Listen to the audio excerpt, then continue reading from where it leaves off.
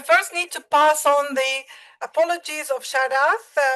He's been held up in a meeting, and unfortunately he won't be able to join us. Can you? Yes. Okay. So we will start earlier. Every time we organize a Refugee Day event, it's very warm. Last time it was even 30 degrees. So this is much better than last year, but here's global warming, what to do. So what we decided, as we academics are often criticized for deconstructing too much, okay? And then we thought maybe we will have a session where we will try to reconstruct and reimagine and think together. And I know we have amazing panelists in this session, but I also would like to also open the floor for you to imagine with us and to share your ideas with us. So the idea of this session is I will ask one broad question, and we'll have a response from the different participants. But first, I need to, you've already met Mizna and you already met Faiza. I have the pleasure of introducing Renata Schaeffer, is that how you say it? Schaeffer? Yeah. The head of international partnerships at the Strategic Partnership Office. Renata works with the University of Cambridge schools, faculties, and departments in developing institutional relationships with higher education and research institutes, governments, funders, and NGO internationally.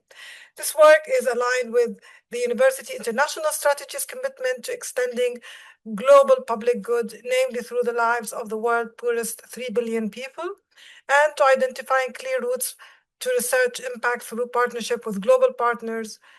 And Renata's motivation to contribute to the Sustainable Development Goals through participation in Cambridge Global Challenges stems from a wish to better support the academic community in developing and sustaining equitable and meaningful partnerships. But what is not in this bio is that Renata and Tuba, I'm not sure where Tuba is. Yes, Tuba have been the champions behind the university attempt to be accredited the University of Sanctuary status. So thank you for the amazing work you're doing, and I know the challenge is just ahead. So I will move now to my second speaker, and I'm just going to find the bio. It was just here. Mona, Abbas, maybe I can present you without even, I've known you for some time. But Mona is the CEO of Asfari Foundation, and she has had a long experience of working with civil society organizations and grassroots movements in Jordan, but also in Lebanon, Palestine, and across the region. And Mona and I met some time ago, and since then we've been cooking lots of things, and we are still cooking lots of things. And this is why I thought, particularly cooking things around alternative pathways for education and forced displacement. And when we were putting together this panel, we wanted to have both academics as well as administration, but and international networks such as INEE, as well as foundations, to get the perspectives from different actors of how we could reimagine this field together. So I will start with a question, and then I will give each of you 5 minutes to answer that, if that's okay. Mona, are you happy we start from your side, the foundations? Yeah. All right.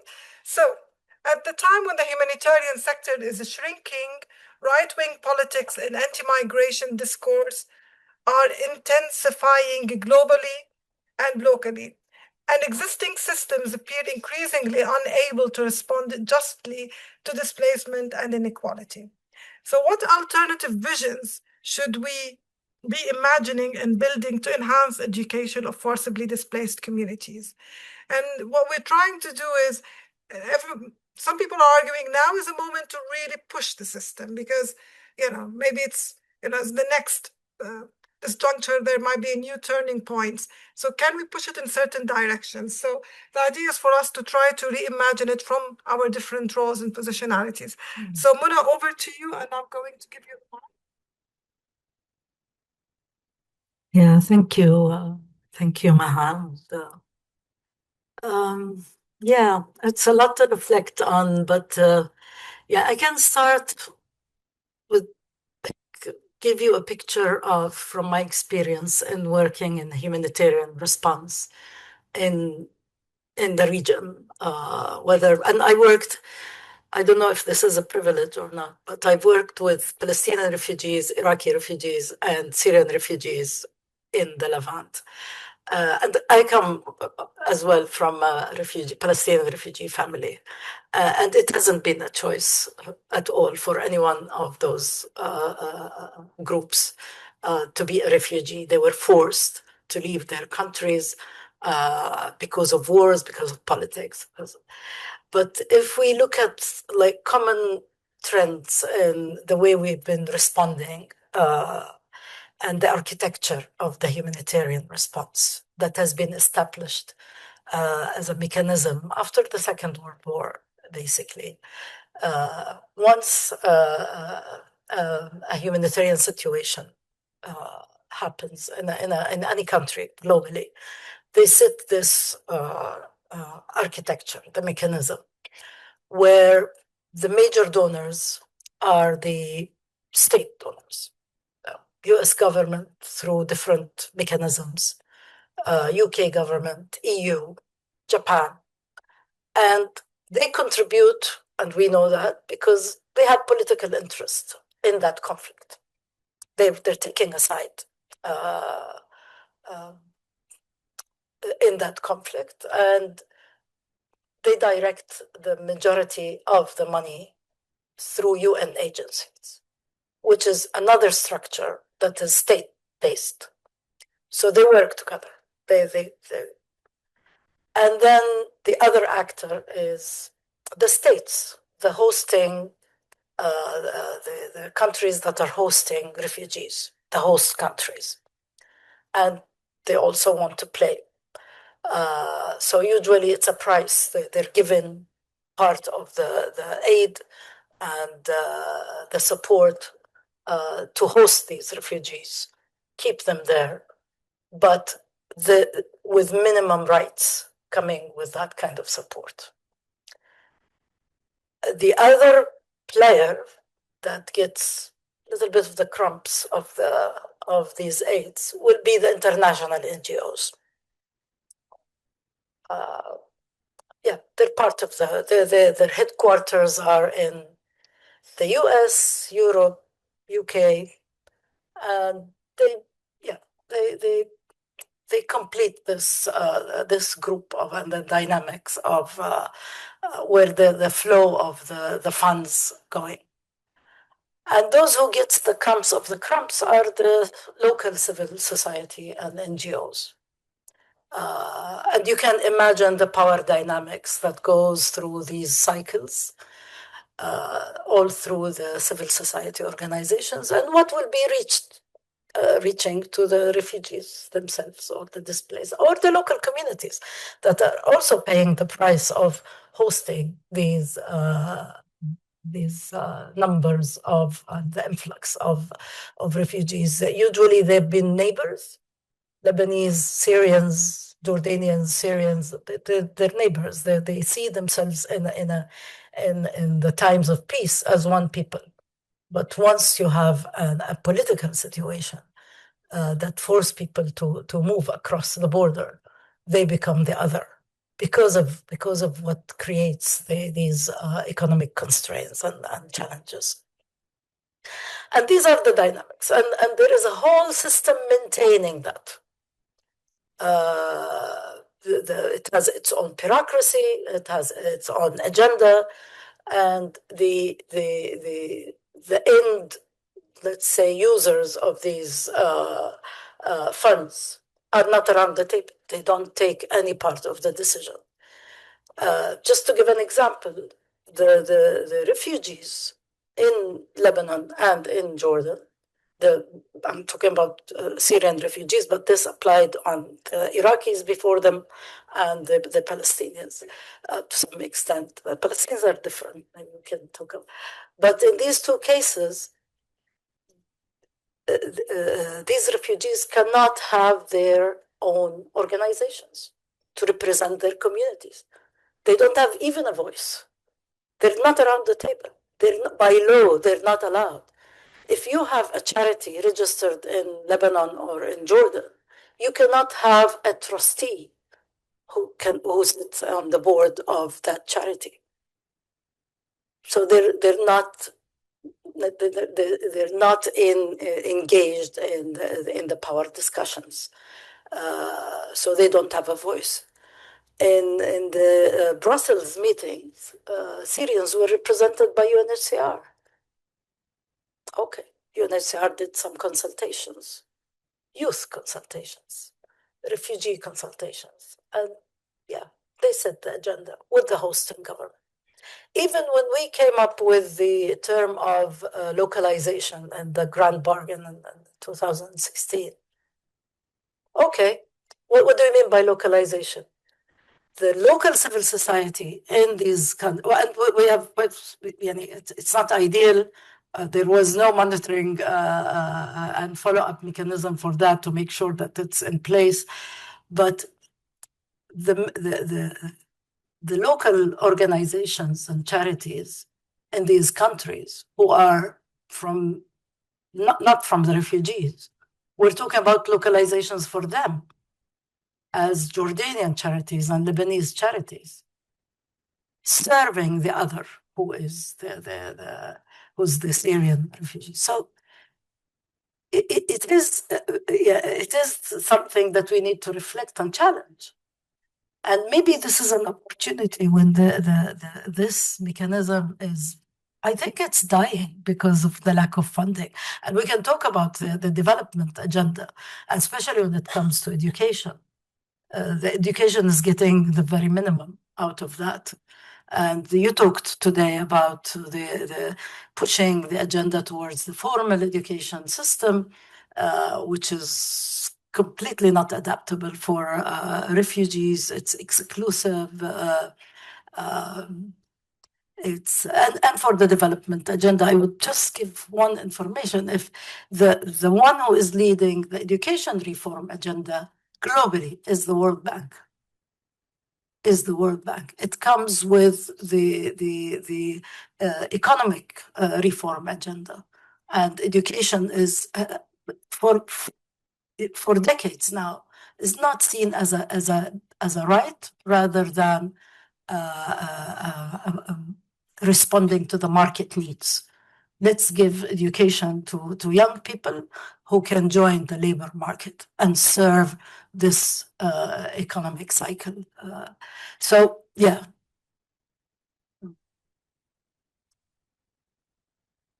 That's Having several meetings for the IFG, and maybe you can tell a bit more the audience about the IFG. Yeah. And there's more attention now given to foundations. Could you tell us a little bit more about how these foundations, what's their vision for the sector as it's decaying? Thank you. The IFG, it's the International Education Funders Group. And it doesn't, it's only private donors and philanthropy. And the vision is like, because we're philanthropy and I represent the philanthropy organization, and we have the flexibility to do things differently. We don't come burdened with a political agenda. Though we have less money, and less power to influence governments and so, but we have the liberty of having flexible programs, flexible agenda, and working directly with organizations and civil society. So we are trying to, when it comes to education, to promote and advocate for alternative pathways for refugee education, instead of pushing for a failing solution from the case of the Syrian crisis and response in Syria and Lebanon, and you provided the numbers and this morning, Maha. We're trying to pull together like-minded foundations and experts and advocates to try to find alternative solutions, where the bottleneck in both these scenarios and in these countries is the certification. You go to a formal education system, you sit for national exam, you get a national certificate, so you can move with your education or livelihoods or whatever. Why don't we liberate the education from these structures?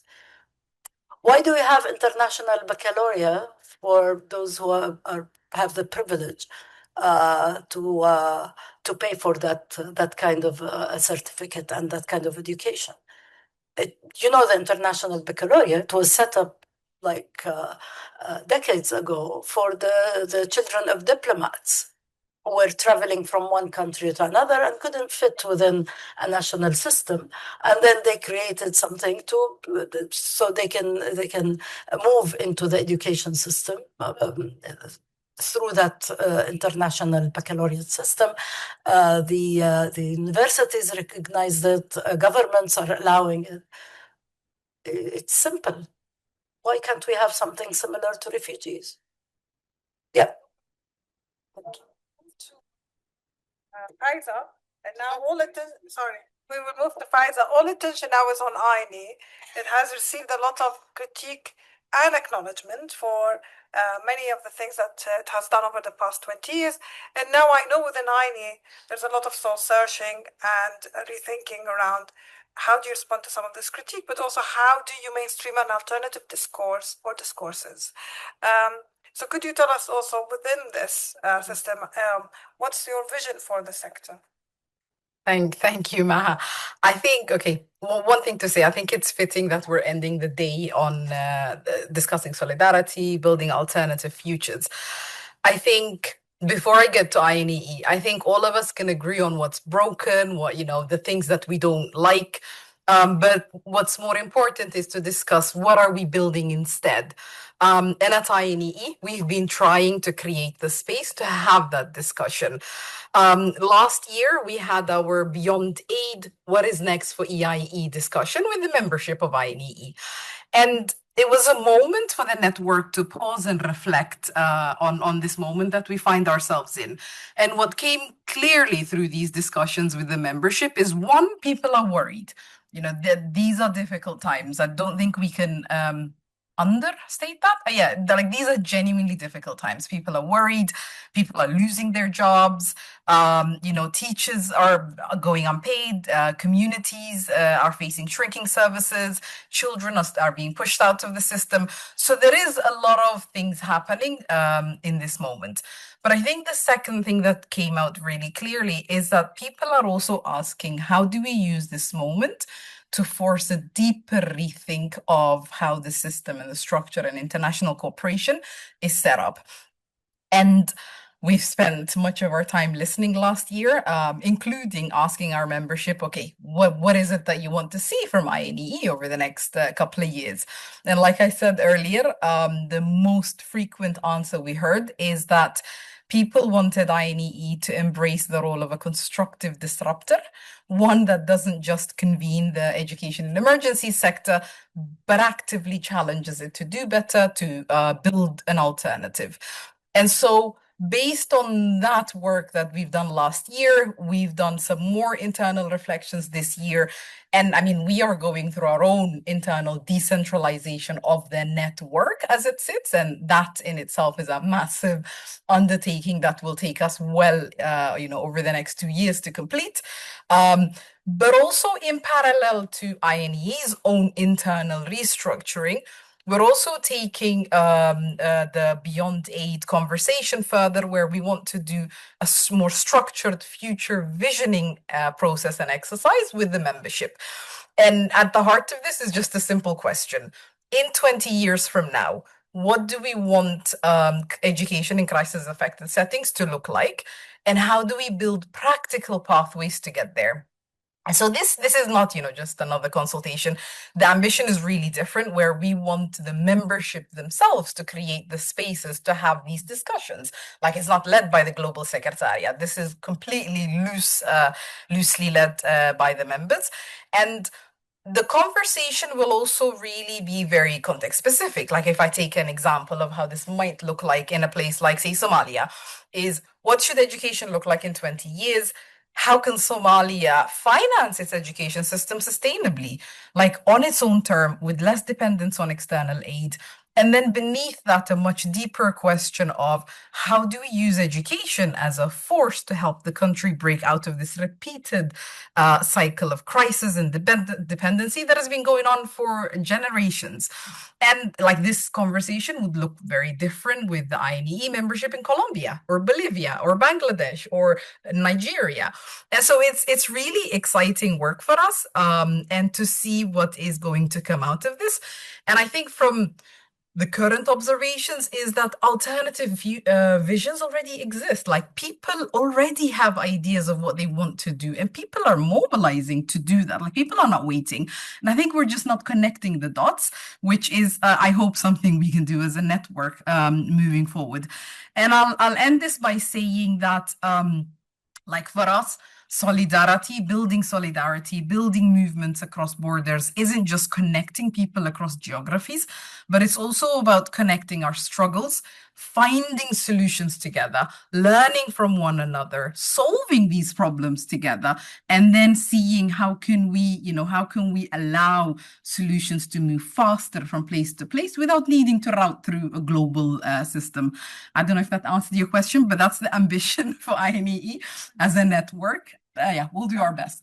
I have a question to ask later, but I'm gonna hold fire for now, and I'll pass on to Renata. Renata, if you can tell us about the University of Sanctuary and the plans of Cambridge. From first of all, why have this status, and what are you going to do with this status? I was talking to a colleague from another university. I'm not going to name the university. They've had the status for 5 years. There's very limited funding going into it. And as a result, it's left on individual initiatives by some staff, etc. And then the university might put it under this label. So how would it look like differently in Cambridge? Okay, thank you. Thanks, Maha. I'm going to start by saying that I feel a bit of a fraud sitting here because this is not my background, as in displacement. So just a little bit of context. I started to work in this space. I mean, I'm the director of the Global Engagement Office at Cambridge, so that's partnerships, the diplomatic side of the university. And it was really, somebody mentioned Ukraine. When Ukraine, 5 years ago, 4 years ago, that the university thought, we need to do something. With all the criticisms that one can have, it was when we started to think, oh, something has to be done.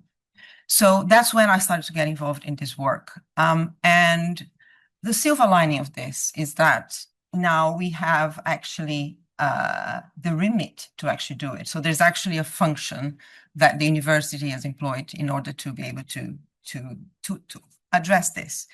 It's baby steps, okay? But I think we are in the right direction. So in terms of the university, I think one of the things that I've learned in the last 6 years is that as a university, and in the current scenario that I'm sure you've discussed throughout the day of the funding restrictions, financial situation of the sector, and also what we can do, we should focus on what we do well, which is education and research. I'm saying this because we did try to we were very enthusiastic about doing a lot, bringing families, and we just do not have the expertise. We are not a humanitarian institution. We just did not have the background and the knowledge. So I think this is something that we've learned, and I think it needs to, focus. There are other institutions that can do more. So in terms of what the university, if I just focus on the Sanctuary. So the University of Sanctuary, bear in mind that we are a collegiate university, so there's a university and the colleges, and many colleges have been doing things in this space for a very long time. So the University of Sanctuary, we started the process before me by one of the colleges, and then it was handed over 3 years ago. It was quite a long process, and now the university has been accredited University of Sanctuary. But this is just the beginning. This is the beginning of a much bigger journey, because especially here, because the university being accredited, and we have a 3-year plan, we have things that we want to develop in the next 3 years, but we need to do this with the colleges, because the university, for those that are familiar with it, you have the departments, but the life of the students and the life of a lot of academics is much more in the college. So it's very much a joint effort. What we plan to do, so the university has been doing a lot of things, and you talked about some university that has been accredited for 5 years and very little has happened. We hope that in 2 years we are not in that position, but while we are in the process of putting the application together, we actually looked, and the university was already doing quite a lot in terms of scholarships. So we have the Rowan Williams Scholarship, which is a scholarship which is managed by the Cambridge Trust, but for Cambridge students, that focuses on those from displaced backgrounds specifically. I think we are one of the very few universities that actually have such a scholarship. We developed a humanitarian fund, which was on the back, the recognition that, one may think that someone from a displaced background after a lot of effort gets to Cambridge and then that's it. No, that's not it, right? As you know much more than I do, families are still back home and so forth. So we developed 2 years ago now, a fund that tries to address the situation where somebody displaced, where the family is still back home, has other needs that our systems would not recognize. So for example, you have a family back home and you have a full scholarship that, for example, funds everything. So one would argue you don't need anything else, but no one can argue with, if you have people in need, you're going to send the funds. So we created something that's flexible enough in order to address that. A big part of the work that we plan to develop in the next years is bring awareness, because this is one thing that I think lacks as a university here, in other places as well. People to become aware and become more welcoming, a more welcoming place. This is work still to be done. We are a very devolved university. I'm sure that applies to other universities, but here, because of the nature of how we are structured, that is a little bit more of a challenge. What else? So I think these are all baby steps that we are trying to do in order to, at the moment, we are in the process of, and Melanie is here from the college. So we are in the process of actually addressing this with the colleges that are interested, so that colleges can sign up, and this will be more of a collegiate effort. So I would say that as a university, we are hopefully in the right direction, in the right path. But something that you said, it is very much, especially in the current financial climate, it is a piece of work. I mean, we are lucky. I've actually been given the remit to focus part of the office on this particular piece of work. In most universities, that's not the case. This depends on people's willingness within their own jobs to actually do this. And it's not something that is a dedicated person or dedicated. So hopefully I want to end in a good note. So I think it's the beginning. Thank you, Renata. Now, Wesna, moving over to you from more of an academic hat as well, as a scholar working on context, and you've been championing all the work on Palestine, but also Cairo. How do you see the role of university, but also academics within this? How would you imagine this sector? So I suppose I would start by saying that one of the things that I really struggle with in terms of conversations with the sector and thinking about the role of institutions, particularly universities and educational institutions more broadly. And I think perhaps I will just kind of lay out that I'm thinking in particular about Palestine and Palestinian refugees, is first that, there is a way in which the subject of the discussion, the refugee, the exiled, etc., is a criminal subject. It's a criminalized and marginalized subject.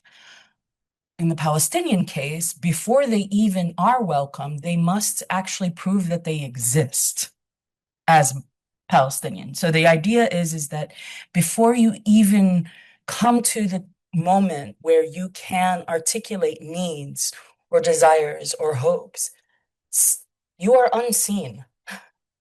So visibility is something that has been an extraordinarily fraught conversation and site of work for me, because visibility also can come with a lot of its own contradictions.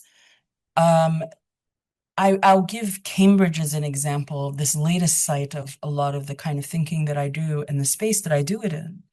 You know, a Palestinian student or academic or scholar here can be seen in an individuated way, but if they ever articulate themselves in any kind of subjectivity that makes claims that are collective in any way, they exit their capacity to be substantively heard. This sounds quite abstract, but what I mean to say is that a refugee who is only allowed in these kinds of institutional spaces if they limit themselves to a particular set of parameters of their self-articulation, beyond which they do not have a voice at all. And for Palestinians, they are criminalized for that speech. And on top of that, they are said to kind of exit the sort of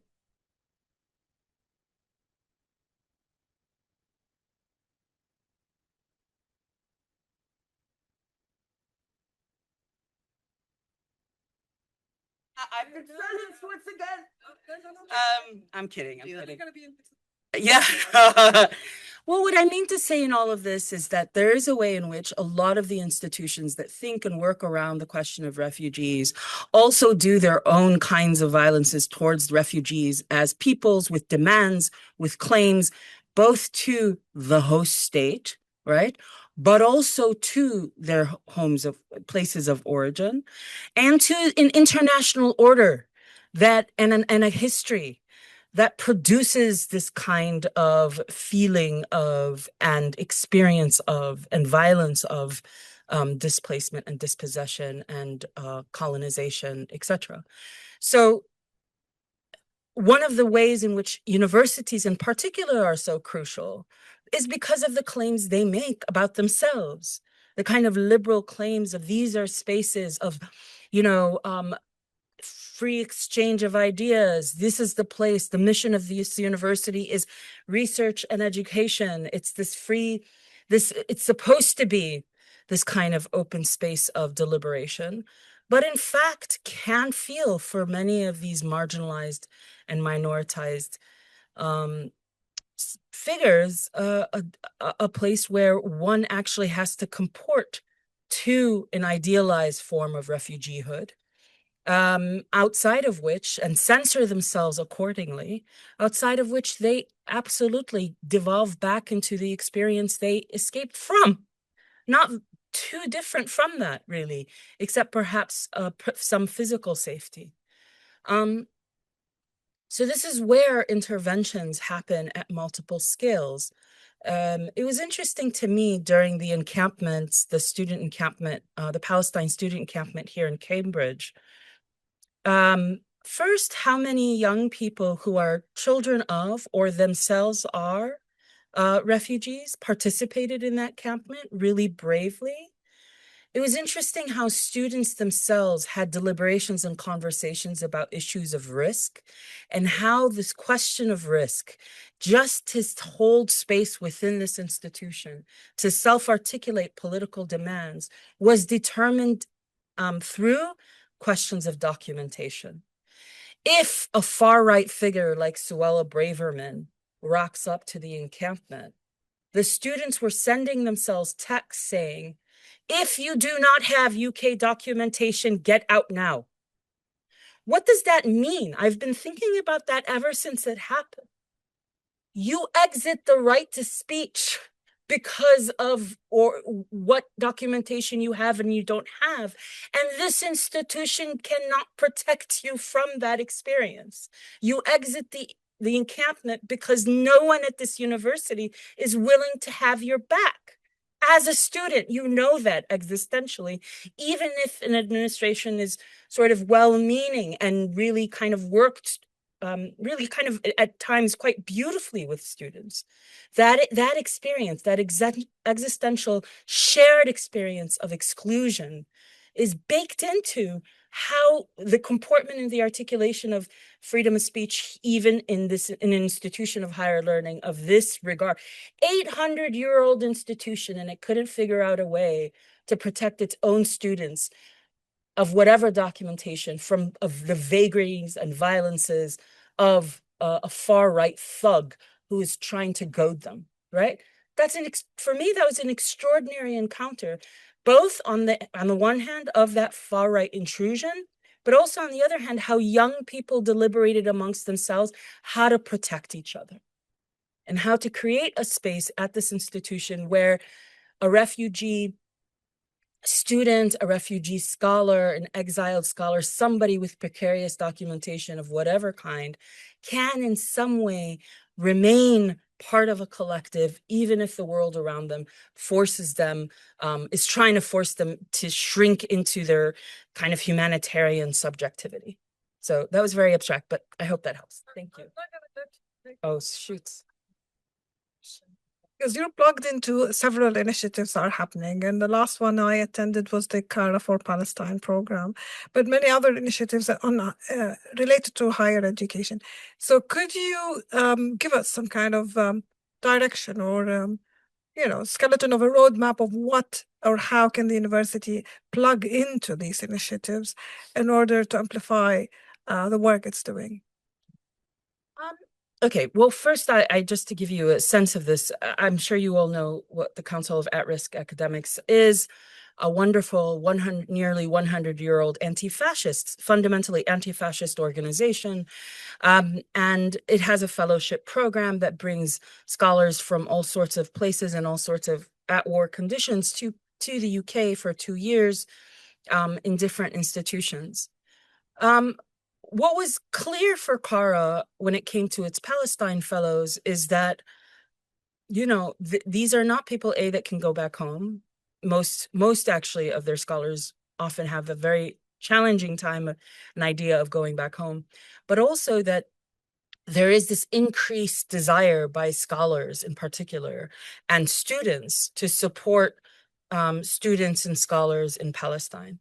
So through a long, very arduous process. And I do think it's extraordinary that, I really appreciate all of the work everyone does, but that 3 years into a genocide, in the grand calculation of things, not much has happened in Cambridge, actually.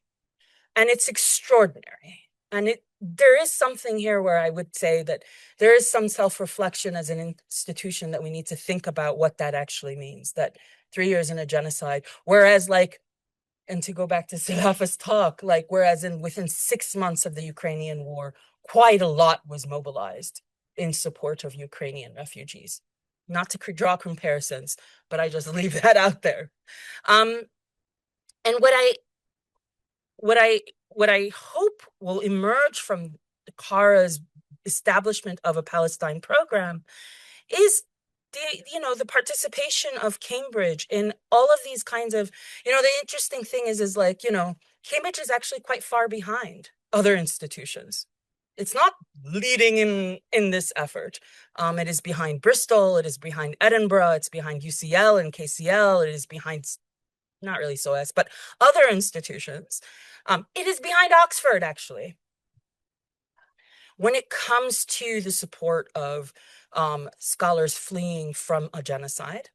And one of the ways that hopefully we can bring people on board through sanctuary, colleges, etc., is to support virtual fellowships, support Palestinian scholars who cannot come here, not presume this question that everyone wants to leave, but even if they cannot leave, even if they are in Cairo, even if they are still in Gaza, displaced 150 million times, that we can still support them there as well through connection, through a kind of shared conversation that they themselves, especially given that about 85% of Palestinians in Gaza are refugees anyway, this requisite that they must arrive to the UK, they must go through the hell of a Heathrow asylum process or wherever they claim asylum, is a kind of a cheap cop-out.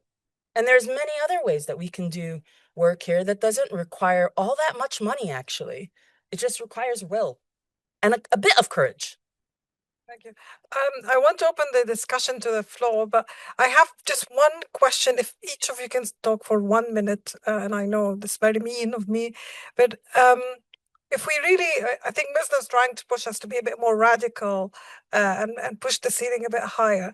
What's the feasibility of that, or what, like from a foundation perspective, what's holding you back?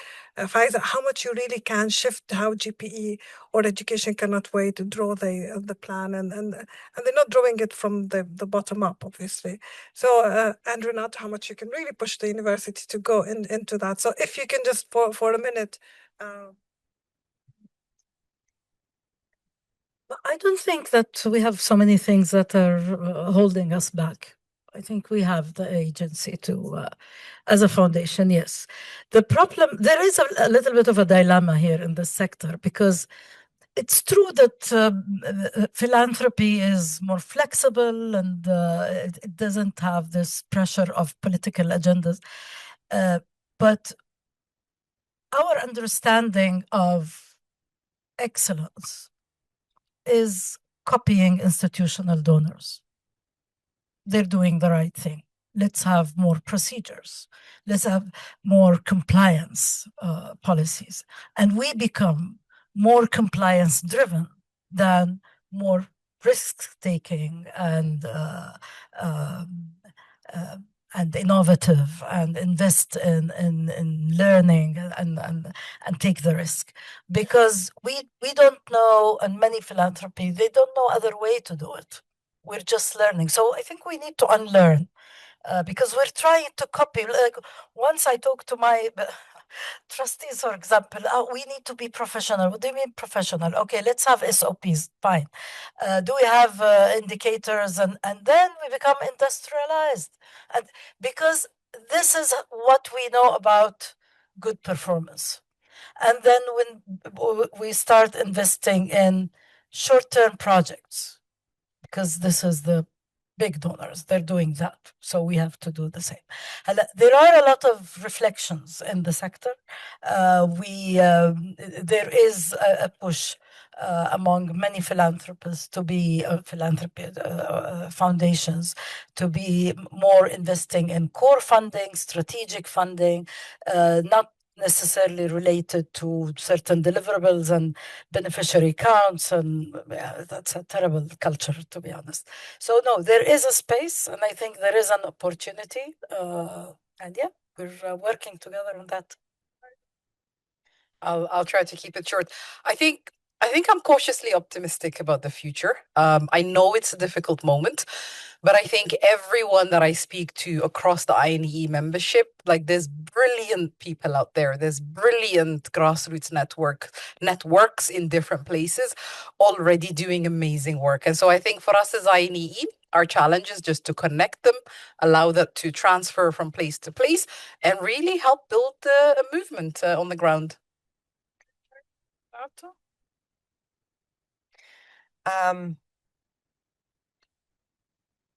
I'm gonna okay, do you know how we move the dial here?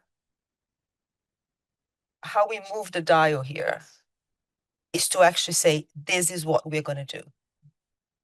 Is to have, rather than ask, so I don't mean ask and don't do, I say do it. So I couldn't attend the workshop with Cara. If we can work out, I mean, the royal we, but you and Cara can work out something, we go and say, this is what we're going to be doing. If we ask how to do it, or ask permission to develop together, and I think I can say, because I'm not up there, we can make it work. I agree. I agree. We have to present. This is what we're going to be doing. I agree. I mean, I don't disagree. I think my point was not, I mean, the Center for Southwest Asian and North African Studies was precisely something where we faked it until we made it. It was literally made in order to create a space that did not exist here, in order to have the kinds of conversations we're having similar to ones in this room. And so I absolutely agree. I think the interesting thing that I'm finding is that there also needs to be a projection institutionally that allows openings for people to, especially when it comes to questions of Palestine, but other questions as well, that this institution, given the precarities, given the criminalization, given the ways in which this particular form of speech somehow gets excised and exceptionalized, is also included as part of protections of freedom and is articulated as and identified as something where people are self-censoring. We spent a year, by the way, in Cambridge in 2023 to 24, 25, and I was watching obsessively closely. Not a research seminar was held across this collegiate university on Palestine. I really think that's extraordinary. I really think that should have been a really troubling moment where about 15 months, not a single seminar was held. Yeah. Except in education. But I think that there is something about, when I say research seminar, I mean the formal, structured research every day, every week. We've been meeting as scholars to discuss topics.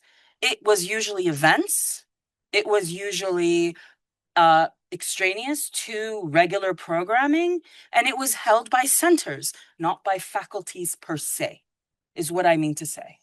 That's the difference, right? Because we held stuff, all sorts of people. But what it means to institutionalize is what I mean.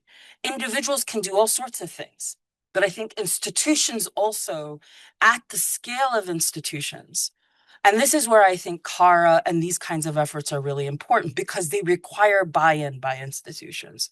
They require commitment at a broader scale. But to answer also your question, Maha, about moving forward, and I'll say this like really, really briefly because I feel like I'm rambling, but I think the move is to also, at this level, integrate, I think, not necessarily this kind of institutional. I think I face this with students a lot, where they're stuck in a mode of institutional critique, and there's this like broad wave of decolonial thinking and decolonization that I think has done powerful work. But it also kind of moves much more easily back into critique in a certain way and isn't opening up spaces for actual risk-taking that may fail. And I think I really hear that as well, that risk-taking, there's nothing within the academic structure that really values it, right? There's no grant capture in risk-taking. And so just try. It's really as simple as that. That's great. I really love, the determination that we have amongst our panelists, and I do think that it can happen, as you said, Renata, if you just, go and do it. I will open the floor. So I have a comment, Pauline, and the gentleman there. Any other hands? Okay, so we'll start with Pauline. Thank you. Thank you for that invigorating end to the day. Not quite there yet.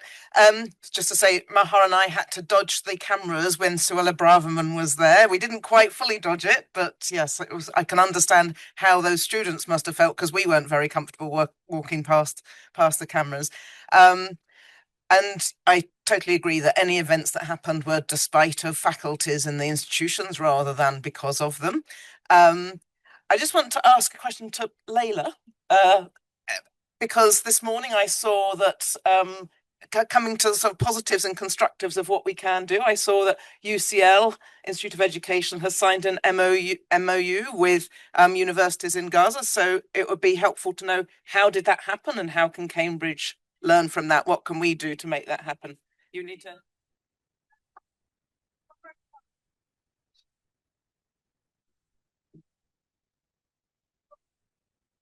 Yes, thank you. Thank you. My name is Abdullahi. I'm an MPhil student here at University of Cambridge. And I happen to also work to have worked in refugee and IDP situations in the Horn of Africa, in Kenya and in Somalia. So it's interesting to hear all this conversation. So mine is, I don't know, maybe Muna could be the right person to answer. But then again, maybe it's also an answer to the question that Judith had asked earlier in terms of, and much of the discussion that we have had here has circulated around the Middle East, right? Little of Africa has been mentioned, definitely. But then again, and Muna maybe, much of the criticism as well has been on the West, unfortunately. But then again, in terms of looking for local solutions, I know, yes, everyone has mentioned that the Middle East, Lebanon is hosting a lot of Middle Eastern refugees. But in terms of integration of these refugees, what is actually happening in terms of integrating them locally? I also understand that it's very difficult to obtain passports in these countries. I feel that they are not doing the Arab countries are not doing their fair share of integrating Middle Eastern refugees. So my question is it a discussion that's happening on the ground currently in the Middle East? Because I strongly feel that's also part of the solution. The Arab countries, the wealthy Arab countries, you're talking about Qatar, Saudi Arabia, and others, meeting their responsibilities and doing a fair share of burden. Yeah.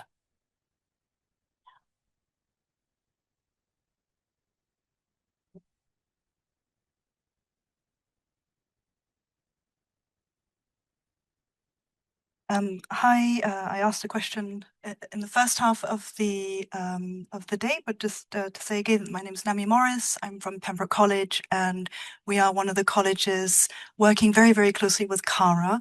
And so, Renata, I really, really welcome your what you said just now. Let's do it. As you know, we've been trying to get our sanctuary badge for some time.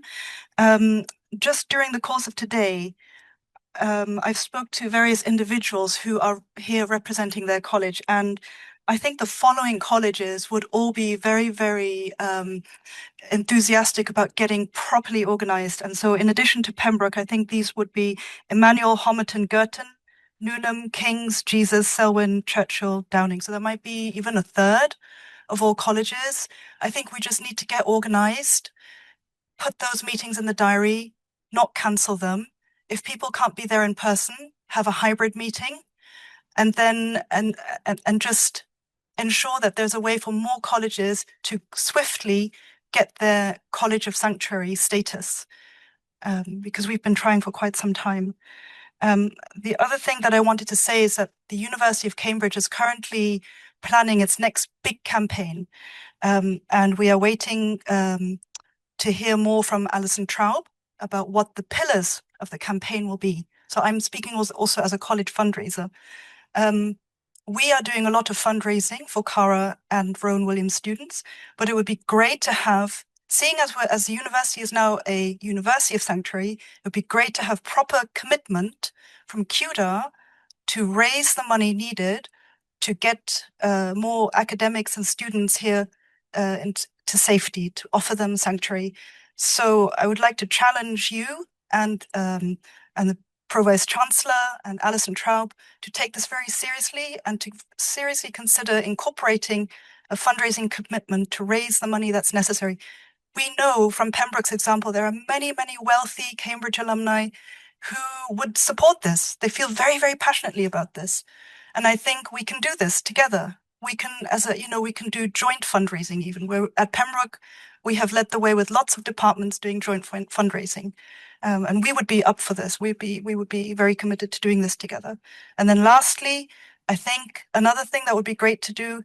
First of all, I'm going to go back to our sanctuary working group at Pembroke. I'm going to talk about these virtual CARA visiting scholarships because I think that's a great idea. But I think in 2025, there were at least 40 Palestinian students who could not get here despite having received an offer to study here because of the biometric data issue. The nearest places that they had to travel to were Jordan and other neighboring countries. But why can't we as a university pressure the government to say, like, change the rules? We did? Okay. I know that Graham Virgo tried a lot, the previous PVC, but I think but it didn't help. So let's keep trying. Okay. With Tuba, because we're ready. We're ready to do more. Thank you. Thank you. Okay. So I will come back to you, Mona. And then if you have any comment to add, and then Daila, you can also respond.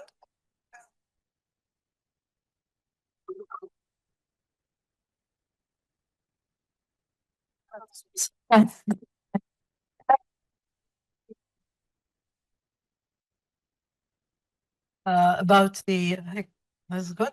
Okay, about finding localized solutions from within the region, which is even more complicated. Giving a nationality for refugees. Well, depending on what refugees you're talking about. If you're talking about Palestinian refugees, that's complicated. Those who are in Lebanon, that will disturb the balance in the country because of there are a number of sects and religions and ethnic groups, and the Palestinians are Muslim Sunnis, the majority of them.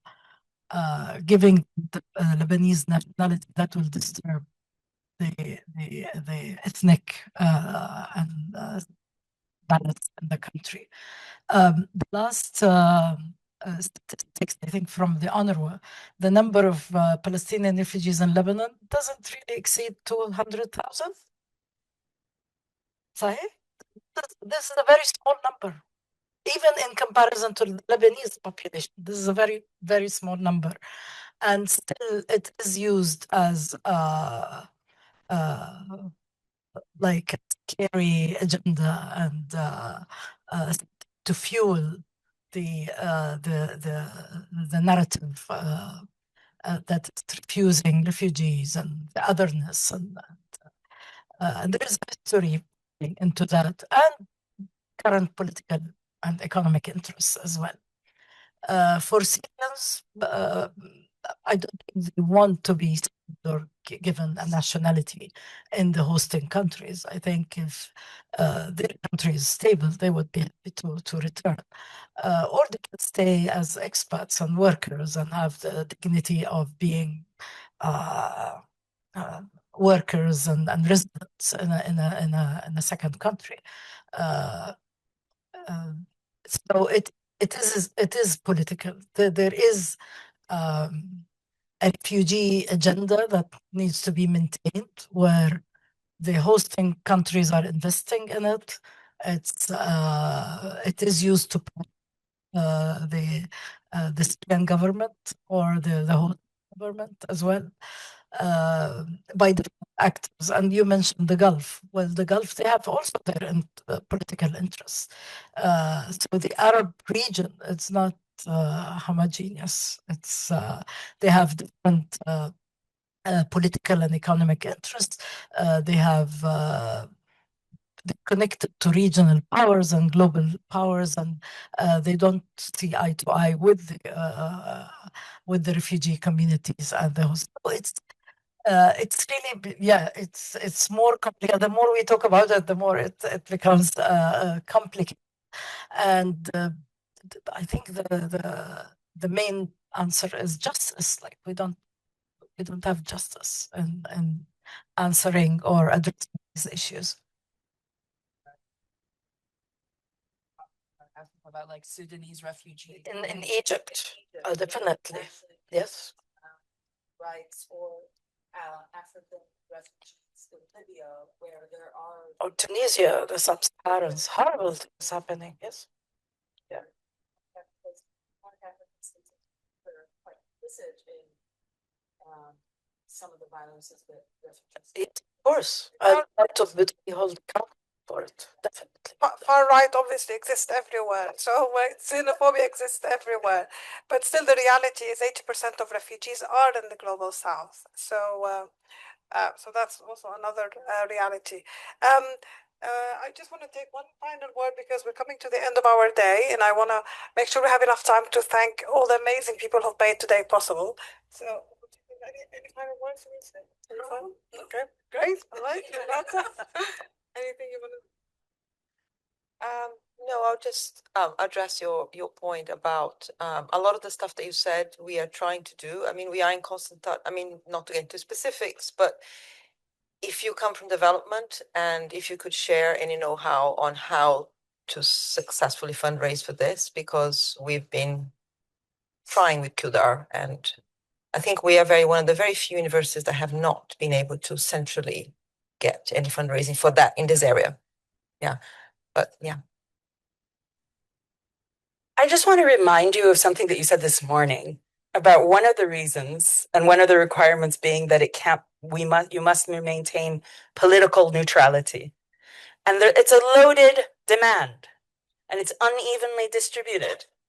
And part of the challenge that institutions like Cambridge and others face is that what is targeted as political and what refugee or what condition is political and what is not, or even across conditions, also determines the pace by which things go, right? And the ways in which one must work. And at least my sense is that actually lean into the political rather than try to parse out what is or is not political, because it is an inherently political question, and it is an inherently, and the solution will be inherently political as well at every scale. I feel like that's what the day has said over and over again in many different ways as well, and us as political beings too within this moment. Thank you. Can I say something? Very, very quickly, because we really need to wrap up. Thank you. So what I'd like to say about the refugees and return or what? So in 30 seconds, Syria, I'm talking about focusing on the Syria case. Syria has been a destination where refugees have been crossing the border, fleeing to different countries, mainly the neighboring countries, because of the war, the conflict, the security, and the concern. So over the last 1 year, more than 1.5 million persons returned to Syria. So over 1 year, almost more than 1.5 million. I think the number is between 1.5 and 2 million. This is something significant. People, like when they have some sort of safety, okay, there is an opportunity, we can return back. Syria is not a stable country yet, internally, but mainly externally. We have some neighboring countries playing with Syria. We all know what's always happening. However, related to the education, when you speak to people, say why you are not returning, what is the main barrier? They will tell you one thing. Even people on the camp, neighboring countries, will tell you, we don't have functioning school in our neighborhoods, in our region, that our children can go back to those schools. And we don't want our children in the future to leave what we have left. So we need to invest in the education. We need to invest in the schooling. So build a school, do not build the houses that have been destroyed by the war. Do not build a hospital, do not build anything. Just ensure there is a minimum schools and people will return. So just wanted to. Like this, right? And with this.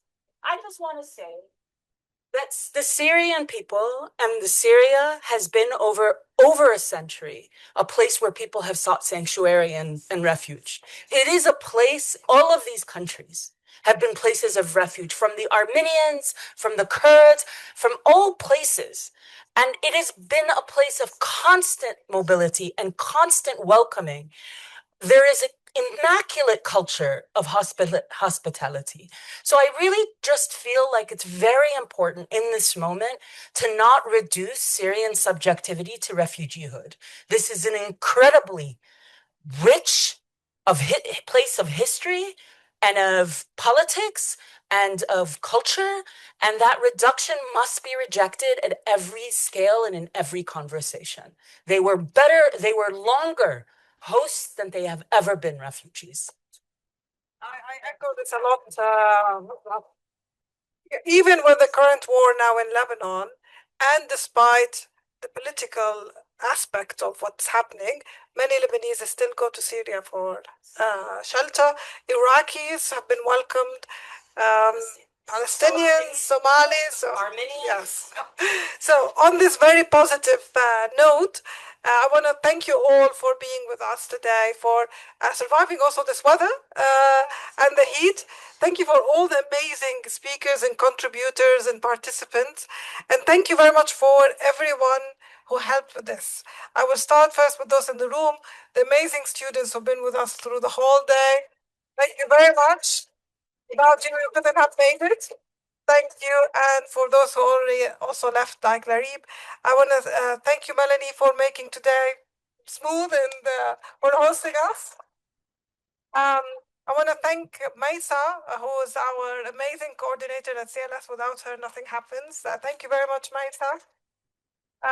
Sandra and the real team, Mehri, who designed the poster and all the campaigns, and the interpreters who are online. Thank you for surviving with us through the whole day. And sorry if we spoke too fast. I'm sure I have forgotten, as I usually do. Please, Pauline, feel free to remind me if I forgot anyone. But thank you for everyone for being with us. And I really, really hope this won't end here. And I know it will not end here because we don't give up. So, I know that. Thank you very much, everyone, and have a great day. And see you next year as well, Refugee Day. Thank you.